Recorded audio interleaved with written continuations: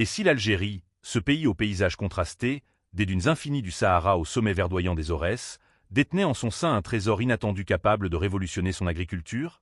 Imaginez un instant, le café, cette boisson envoûtante qui rythme nos matins et nos conversations animées, pourrait bien devenir un pilier stratégique pour l'économie algérienne.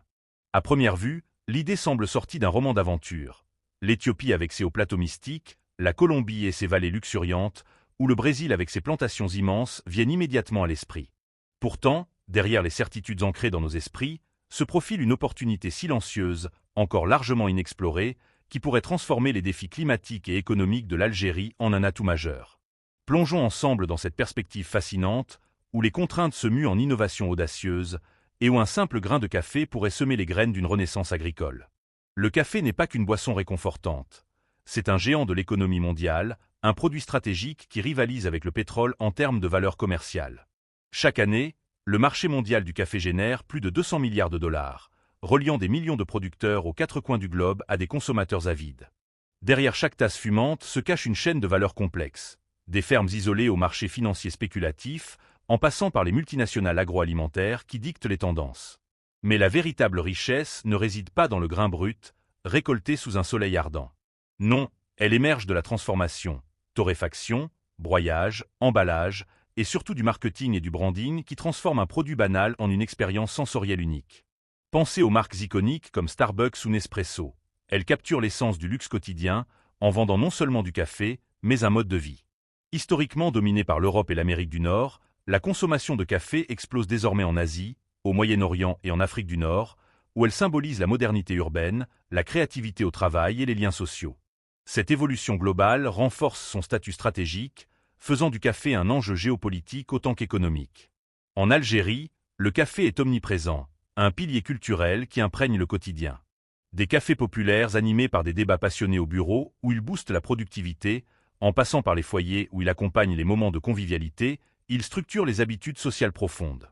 Pourtant, cette familiarité masque une réalité économique alarmante. L'Algérie ne produit quasiment pas de café.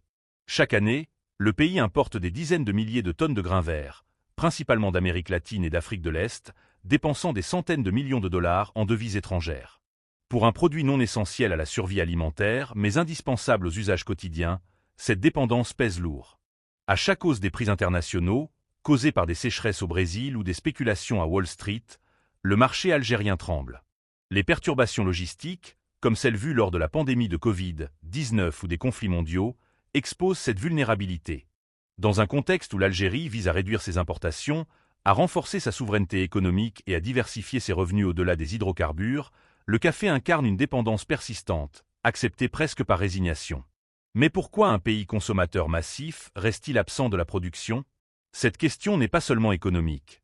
Elle est profondément stratégique, interrogeant la capacité nationale à innover face à des habitudes ancrées. Longtemps, l'obstacle semblait insurmontable. Le climat algérien, jugé trop sec, trop chaud et trop instable, paraissait incompatible avec la culture du café. Cette vision simpliste, souvent répétée sans débat scientifique approfondi, ignore la diversité territoriale de l'Algérie. Ce n'est pas un désert uniforme, mais un mosaïque de microclimats. Les montagnes du nord, comme les Aurès ou la Kabylie, offrent des altitudes élevées avec des amplitudes thermiques modérées, des sols minéraux riches et des pluies sporadiques qui rappellent étonnamment les régions caféières historiques d'Éthiopie ou du Yémen. Ces parallèles ne sont pas fortuits, ils invitent à une réflexion nuancée. Et voici où le changement climatique, souvent perçu comme une menace, pourrait paradoxalement ouvrir des portes. Alors que des cultures traditionnelles comme le blé ou les olives souffrent d'un stress hydrique croissant, de nouvelles opportunités émergent dans des zones marginales. Des études mondiales, comme celle du panel intergouvernemental sur le changement climatique IPCC, prédisent que jusqu'à 50% des terres actuelles adaptées au café pourraient devenir inadaptées d'ici 2050 en raison du réchauffement. Pourtant, cela redistribue les cartes. Des régions comme les hauts plateaux algériens pourraient gagner en viabilité grâce à l'adaptation variétale et à l'innovation. Preuve concrète de ce potentiel. Un pionnier algérien nommé Abdelwahab a réussi, pour la première fois, à cultiver du café à Clef, une région du nord-ouest traditionnellement agricole mais pas tropicale.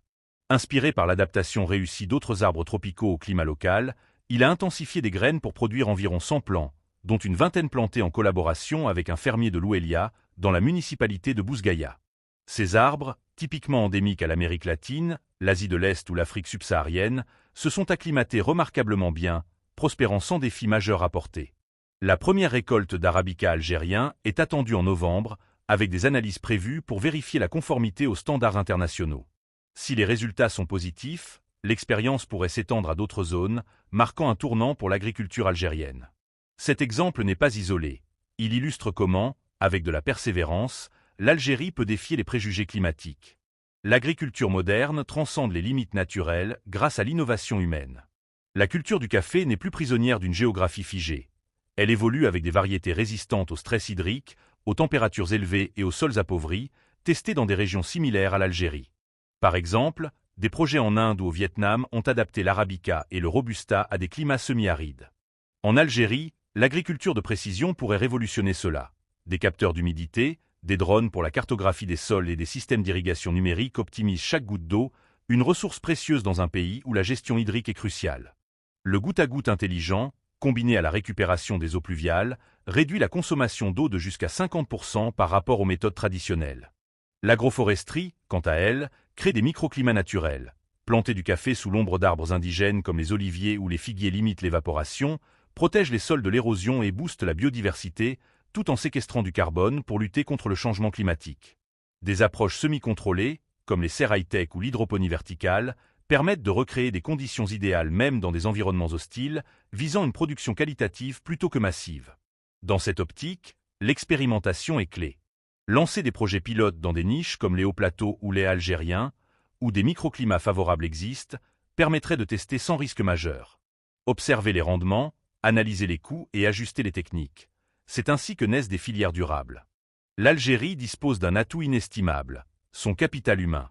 Des ingénieurs agronomes formés dans les universités nationales, des chercheurs des instituts comme l'INRA, Institut national de la recherche agronomique, et des startups innovantes pourraient adapter le café aux réalités locales.